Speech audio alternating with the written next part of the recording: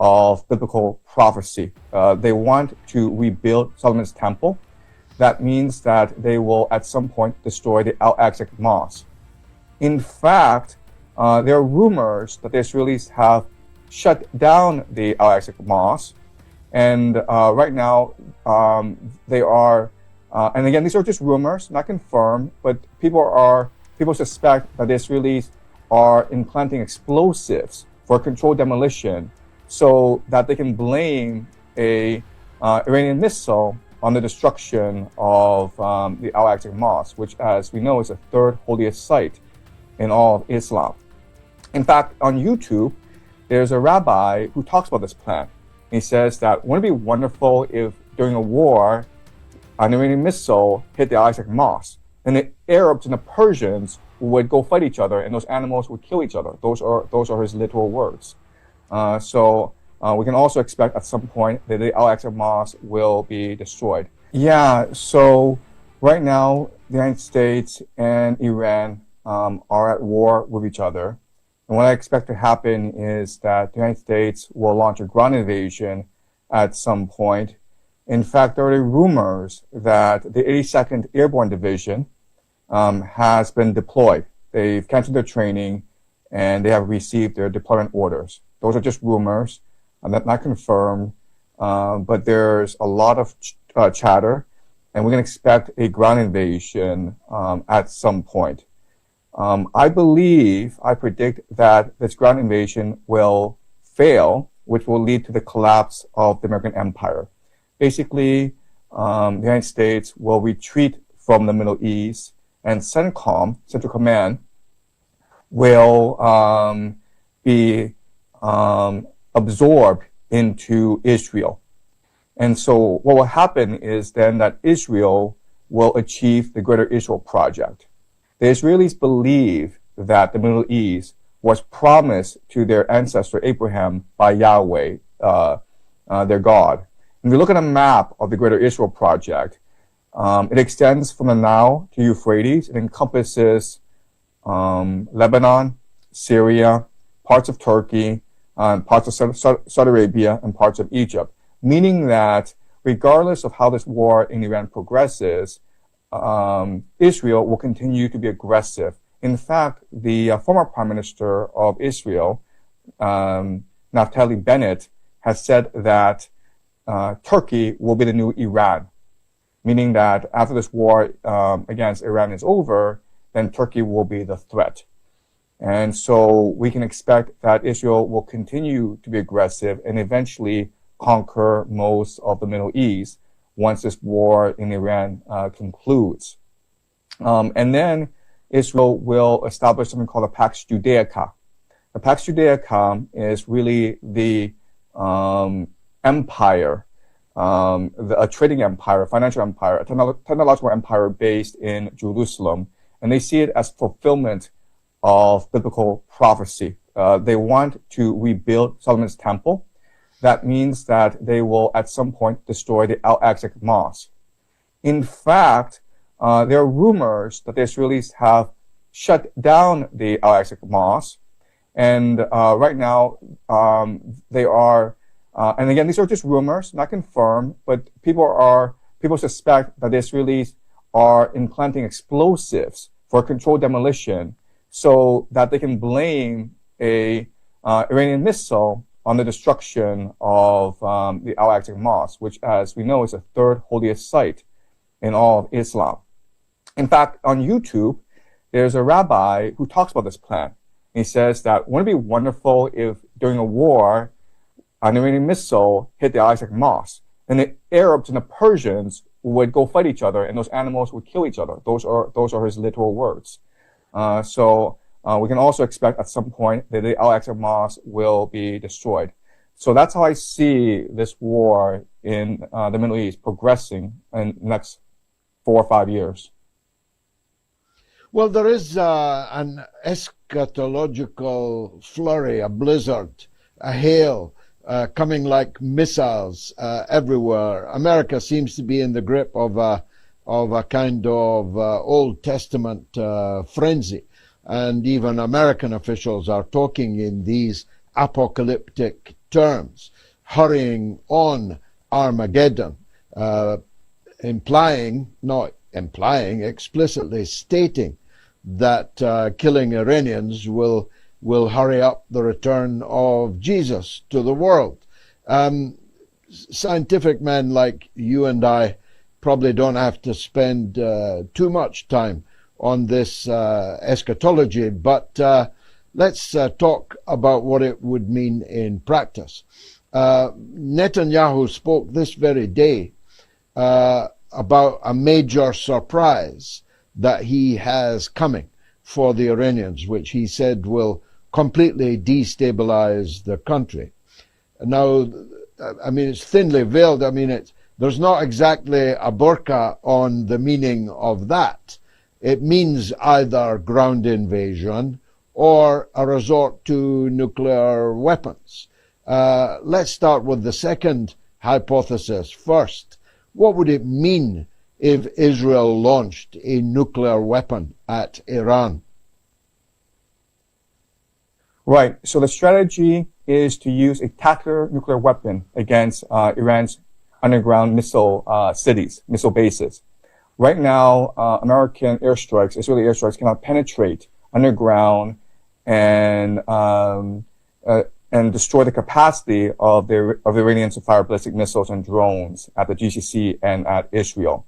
And what experts say is that a tactical nuclear strike will not destroy these cities, will not destroy these bases, but they will seal off the entrances and make them inhabitable, make them useless, basically. So a tactical nuclear strike is definitely part of the military strategies of the Israelis and the Americans.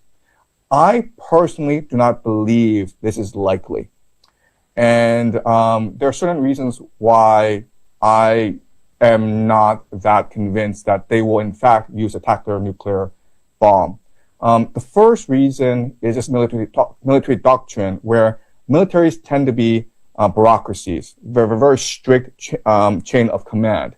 And in order for the military bureaucracy to function, you need a strict military doctrine, an understanding of how to fight a war. Now, Israel has something called a exemption option. The idea is that if the very existence of Israel is threatened at any point, then Israel will launch all its nuclear arsenal, and it could be, and people argue about how many nukes it has, like 90 to 300, okay? But Israel would launch these nuclear weapons and nuke all the world cities, okay? And this is called exemption option, where Israel is not retaliating, but Israel is just destroying the world. So in other words, Israel has a strategic nuclear arsenal and not a tactical nuclear arsenal. And it's actually not that easy to transfer from a strategic nuclear arsenal into a tactical nuclear arsenal. So that's one major limitation to this idea. The second thing is that we assume that the Israelis and Americans are going to go into Iran and they want to win this war, whatever winning means for them. They have not actually defined what meaning means. But, you know, if we look at eschatology, if we think that, in fact, that Israel and America are conducting this war in order to bring about the return of Jesus, which is what many American soldiers believe, then the eschatology requires America to lose this war. Because if America were to lose this war, then Israel would emerge as a dominant nation in the Middle East. So Israel doesn't need to beat Iran. Israel just needs America and Iran to destroy each other. And so for that to happen, you would want a ground invasion. So Israel wants to position America so that it is forced into a ground invasion. So I think a much more reasonable option would be to send in limited ground troops, perhaps the 82nd Airborne Division to try to capture a nuclear site, to decapitate Tehran. I'm not quite sure what they have in mind. But again, I'm not actually, I am not at all convinced that a nuclear option is on the table. And the third problem is Russia. So the Washington Post has reported that Russia is providing targeting intelligence to the Iranians, which is exactly what U.S. and NATO did in Ukraine against Russia. So it's almost like payback for Ukraine. Sergei Lavrov, the foreign minister of Russia, has said that Russia considers Iran an indispensable ally. So I think that backdoors, Russia and Putin have told the Americans and the Israelis to watch it. Like, don't go too far. Don't move too fast up the escalation ladder. And at some point, I predict that Putin will put Iran under the Russian nuclear umbrella, meaning that any nuclear weapon used in Iran will be considered a direct attack against Russia, and Russia will respond accordingly. Well, you'll have successfully chilled the blood of most of the audience, Professor, and that's, of course, inevitable given the gravity of your message. So let's look at that first hypothesis then. No nuclear attack, but a ground attack. Now, Iran is 93 million people. The American intelligence agencies themselves are reporting that no significant breach exists in Iran. The much vaunted liberal classes, pro-American liberal classes in Iran are really limited to the vestibule, the foyer of the Intercontinental Hotel in Tehran. And in any case, according to the propaganda, thousands of those were killed by the Iranian government's forces only a couple of months ago. So we may surmise that the Iranian people are, to a very significant extent, united in the face of this enormous aggression. So you drop by parachute the 82nd Airborne into a 93 million population with a mountainous and vast territory. What happens next? Right. So I don't think that they will actually do that either, because as you point out, parachuting any amount of soldiers into the middle of Iran is just pure suicide. They are bound to be either killed or captured in the process, which would be completely humiliating for Trump and Netanyahu. You're absolutely right in that Iran is much more unified than ever before. So in June, there was a 12-day war. And in the first few days, Israel was very successful in decapitating the regime. A lot of generals, a lot of scientists, a lot of high officials of the Iranian government were being targeted and were being killed. But that attack expended a lot of Israeli resources in terrain. They had spent years developing intelligence, human intelligence networks that were uncovered because of this 12-day war. Also, because of the indiscriminate killing during the 12-day war, the Iranians struck back hard against Israelis, and it really unified the people. The Iranian government was much more resilient and much more resolved than the Israelis predicted. They actually believed that airstrike decapitation would basically destroy the government, as though it were a house of cards. You fast forward to January, where there were these mass protests across the country, and we know that this is a part of the classic color revolution playbook, where Mossad agents were embedded among the protesters. Many of these protesters were paid agents and saboteurs developed by the Israeli over a number of years. But the Iranians were able to close out the internet and jam Starlink and discover these cells.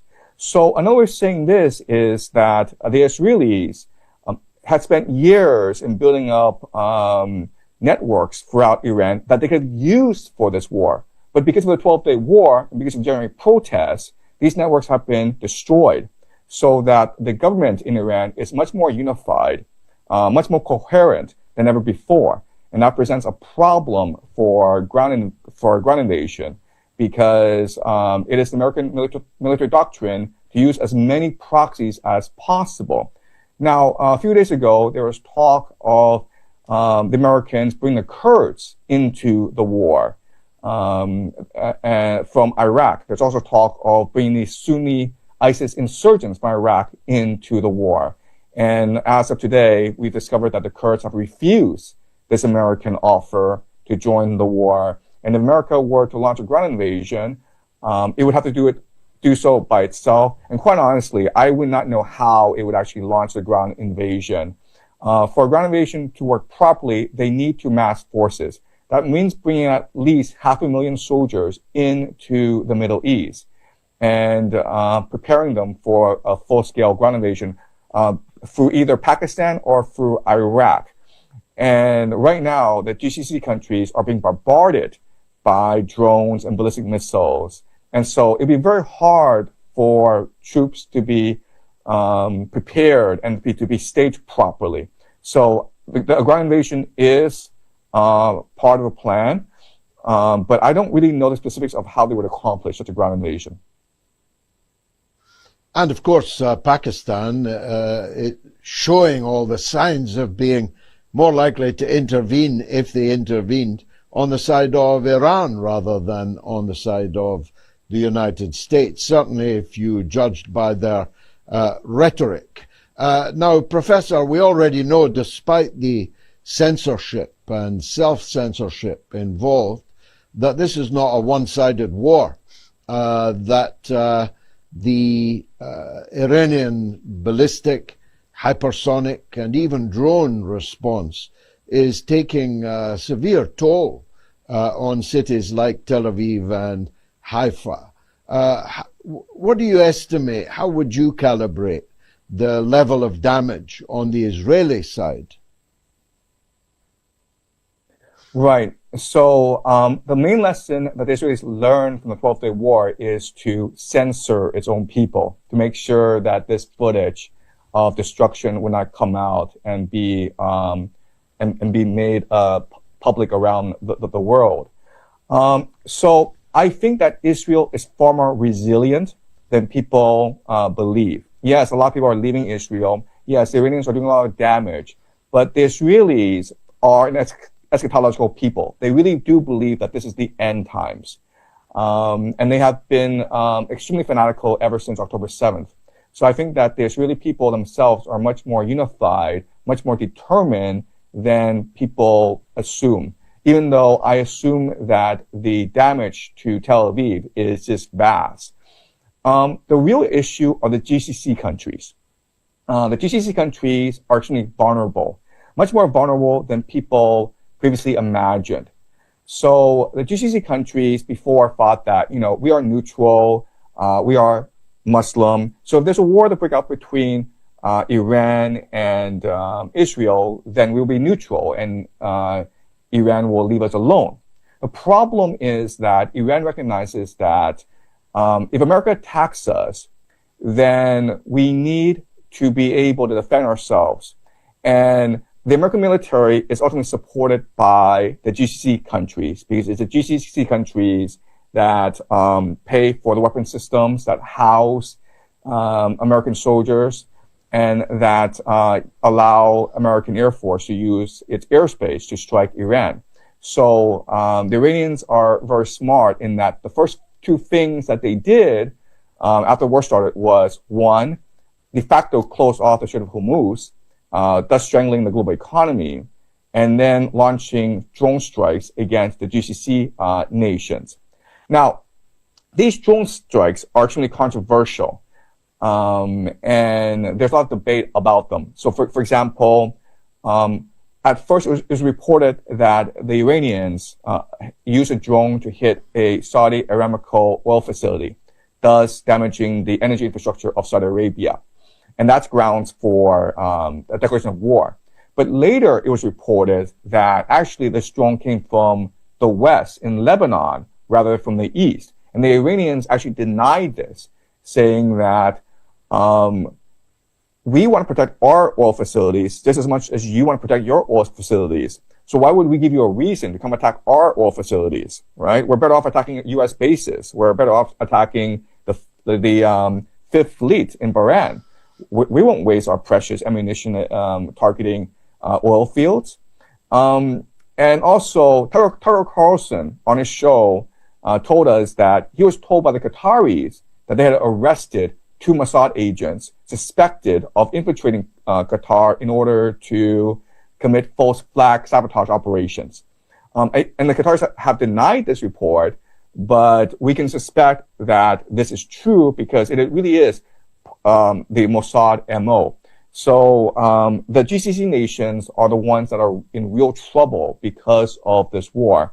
Not only because the Iranians want to destroy the American military's capacity to supply ammunition, but also because the Israelis want to drag the GCC nations into this war and create a regional conflagration, especially Saudi Arabia. Because remember, in the Greater Israel Project scheme, eventually Israel needs to take on Saudi Arabia, Egypt, and Turkey. So why not just drag Saudi Arabia into this war and have Iran destroy Saudi Arabia in order to lessen the conflict later on?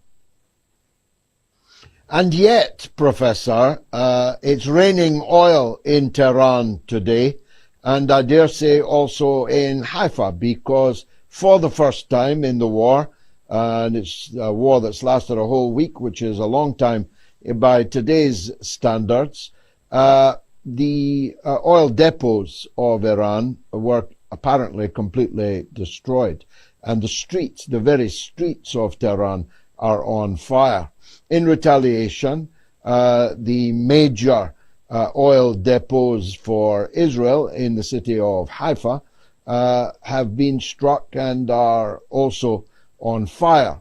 So we're now in for a tit for tat on destroying oil production. In those circumstances, with oil heading for $150 a barrel, maybe even $200 a barrel, ineluctably, if there are more attacks on Iran's oil infrastructure, the Iranians will strike the Arabian side of the Persian Gulf to create not $200 a barrel, but no price per barrel at all. You'd be putting a barrel of oil in the Louvre. Yeah, absolutely. So what we're seeing is the escalation ladder climbing, right? So at first, I think all sides decided to focus on military targets. And now what they're doing is they're switching to soft targets that do economic damage. So the Americans struck a desalination plant in Iran. And so now thousands of Iranians will not have access to fresh water. And the Iranians responded by targeting a desalination plant in Bahrain, okay? So we have to understand that this is now total war, meaning that to destroy each other, they need to destroy each other's economies. And this marks a new world. We can't possibly return to the old world where you could access energy for cheap. In the future, and I'm talking about maybe in a year or two, every nation will have to engage in massive deindustrialization because they can no longer access cheap oil. More and more nations will start to engage in mercantilism, and they need to create their own self-sufficient supply chains. And the nation that is in most dire need right now is actually Japan, because Japan is an extremely wealthy country, but it's completely dependent on global supply chains. It receives about 75% of its oil from the Strait of Hormuz. And Prime Minister Takaichi, in a speech, said that in 7 to 8 months, Japan will run out of oil and energy, thus threatening its entire economy. So the ultimate reverberations, the consequences of what's happening will be felt only a few weeks from now. But we should expect a massive global depression to appear on the horizon very soon. And basically, the old world order of global trade is dead, and it will never return in our lifetimes. That's the reality we are facing right now. Now, as Sherlock Holmes might put it, the shoe that hasn't dropped in your discourse thus far is China. China has strategic relations with Iran. In fact, the Strait of Hormuz is not closed, but it is gated. And the Chinese oil tankers are, of course, being allowed through the gate. China is a global superpower, the greatest manufacturing power on the earth. So in deindustrializing West, China's industrial power would see it through. But that's, of course, an invitation for war to be waged against China. Many people believe that the attack on Iran, indeed even the attack on Russia through Ukraine, are mere precursors from the real Armageddon, if I can put it that way, a US-China conflict. How do you feel about that? I think over the next 2 months, 2 to 3 months, people's understanding of China, people's understanding of how the world works will radically shift. At the end of this month, Trump is scheduled for a state visit to Beijing. And this is his first state visit in his second term. And I don't think a sitting American president has visited China in the past 8 years. So this is a very big deal. And in fact, this meeting at the end of the month is just one of 3 planned meetings this year. And the reason why this is happening is that China and America plan a rapprochement. They plan a grand bargain to reset the international order. And the reason why is that there are 2 nations that have benefited the most from globalization. They are the United States and they are China. They are symbiotic. They are codependent. So America has its market and China has a manufacturing export economy. And China doesn't have a domestic consumer base. So China is completely reliant on exports, and it imports resources, as primarily energy and food, in order to feed its manufacturing base. So it is in China's best interest to come to an arrangement with America as soon as possible. And even though you could make the argument that Trump's actions in Venezuela, Trump's actions in Iran are to strangle the Chinese economy, I think that we can test this hypothesis in a month or 2 when Trump and Xi meet and come to a grand bargain. I think people, again, will be surprised and shocked by what will happen. It is entirely possible that China agrees to buy American oil rather than Iranian oil. It is entirely, right now, China imports a lot of energy needs from the Middle East, Qatar, especially. And this war in the Middle East, it's not going to go away, and China needs to meet its energy needs. China imports 75% of its oil, and 60% of its energy supply comes from the Middle East. So I would not be surprised if Trump and China were to come to an agreement where China becomes America's energy consumer. Now, let's go back to the original for the last question, Professor, and I'm grateful for your time. Is there an off-ramp anywhere that can stop this catastrophe, that can stop this hurtling towards the end of times in the Middle East? Could Trump declare victory in some bogus way and pack it up? So we are in a situation because the United States presented Iran with 3 impossible demands. These 3 impossible demands are 0 uranium enrichment, even for civilian purposes, to abandon its proxies in the Middle East, the Houthis, Hezbollah, the Shia militias in Iraq, Hamas, and to end or drastically reduce its ballistic missiles program. Okay, so these are 3 impossible demands. Because basically what America says is that if you give up the right to defend yourself, we might not attack you. Oh, and by the way, we're not going to lift sanctions. So we're still going to strangle you economically, but we might be nice to you if you accede to our demands. So these are impossible demands. And it was clear at that point that the Americans were looking for a pretext to attack Iran. Trump's envoys in these negotiations were Steve Witkoff and Jared Kushner. And these are two ardent Zionists who are close to Netanyahu. And we all know that Netanyahu wanted war.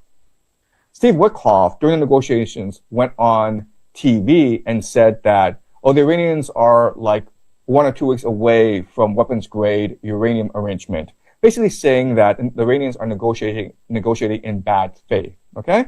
So the Americans did everything possible to make sure that the Iranians could not agree to peace, and they were just looking for a pretext for war.